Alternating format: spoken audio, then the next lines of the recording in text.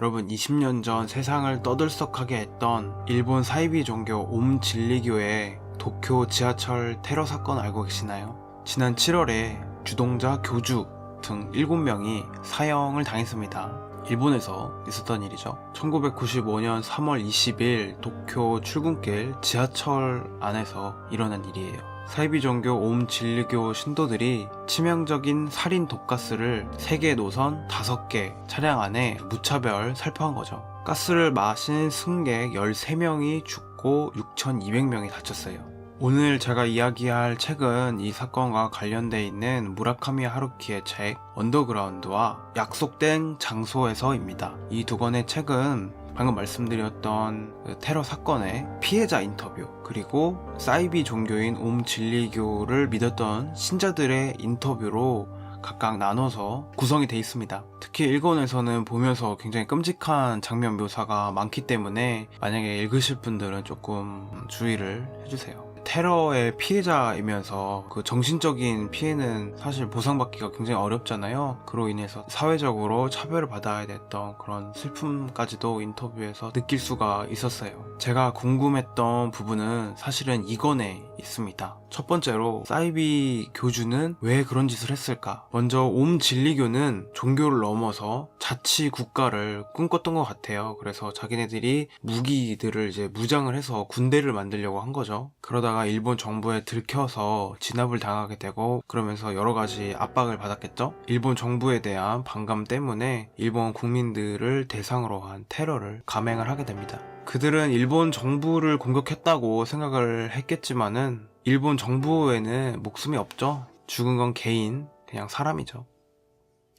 그리고 두 번째 궁금증은 누가 사이비 종교를 믿는가입니다. 이게 정말 궁금했어요. 이 번화가 홍대나 신촌 이런 데 돌아다니다 보면은 도를 아십니까?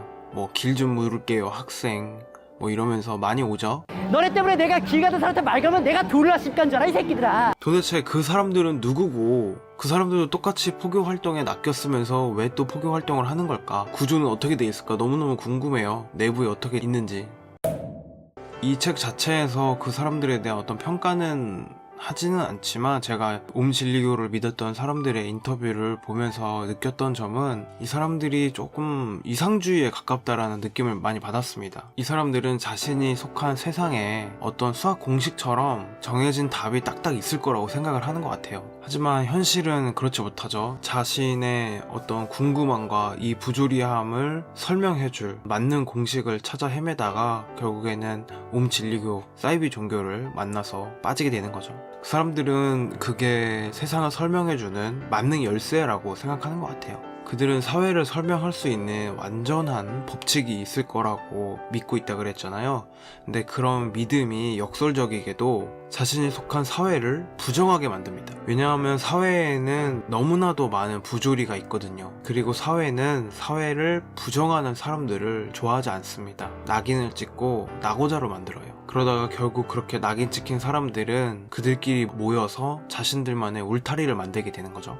이건의 마지막 부분에 보면은 인터뷰를 진행을 했던 무라카미 하루키와 피해자들을 상담을 했던 심리학 박사, 가와이 박사라고 여기 나오는데, 그들이 나누는 대화가 좀 흥미로웠습니다. 그 부분을 좀 읽어드릴게요. 개인의 특수한 요소와 사회라는 시스템이 만든 악의 자양분이 결합을 해서 이런 일을 만드는 것이다. 그래서 그들을 절대 악이라고 보는 것도 반대로 무고하다고 단정짓기 힘들다 라고 이야기를 해요. 다르게 얘기를 하면은 어떤 현상이 있을 때 이거는 개인의 잘못이다, 또는 이거는 사회의 잘못이다 를 놓고 이야기하는 거랑 어떻게 보면 같은 맥락이라고 할 수 있겠죠. 저는 이 문제를 터널을 파는 것과 좀 비슷하게 봤어요. 할 수만 있다면 이렇게 산이 있을 때 터널을 양쪽에서 파서 가운데서 만나면 더 터널을 쉽고 빠르게 팔 수가 있거든요. 근데 한쪽에서만 파면 이게 파는데 비용도 많이 들고 굉장히 오래 걸립니다.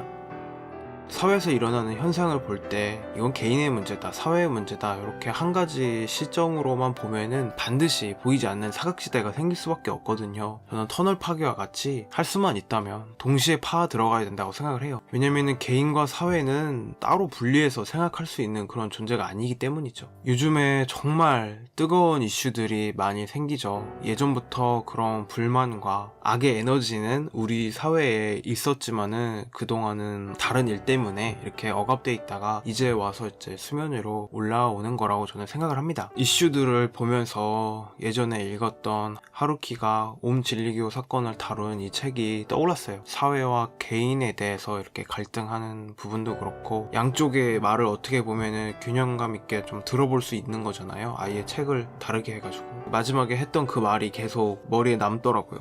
개인의 특수한 요소와 사회라는 시스템이 만든 악의 자양분이 결합을 해서 이런 일을 만든다. 대충 하루키가 어떤 생각을 하는지, 왜냐면 인터뷰가 이렇게 문답 형태로 이루어지니까 하루키가 어떤 생각을 하는지 대충은 뭐 예상이 가능하지만 딱히 뭐 하루키가 코멘트는 그렇게 남기지 않습니다. 뭐 이렇다 저렇다. 대신에 다음 작품에서 그의 생각을 그대로 보여주죠. 일본 정부 그리고 시스템에 대한 저항 정신에 대해서 본격적으로 다루기 시작하는데, 하루키의 소설을 뭐 전기, 후기 이렇게 나누시는 분들도 있는데 확실히 좀 결이 다른 부분이 생기죠. 시발점이 이 옴 진리교 사건이라고 생각을 합니다. 요즘에 왜 이렇게 사회에 분노가 많을까 생각을 하면서 이런저런 이야기와 책 이야기를 함께 한번 나눠보는 시간을 가졌습니다. 다음에는 다른 책 이야기로 돌아오겠습니다. 영상 시청해주셔서 감사하고요. 다음에 또 만나요.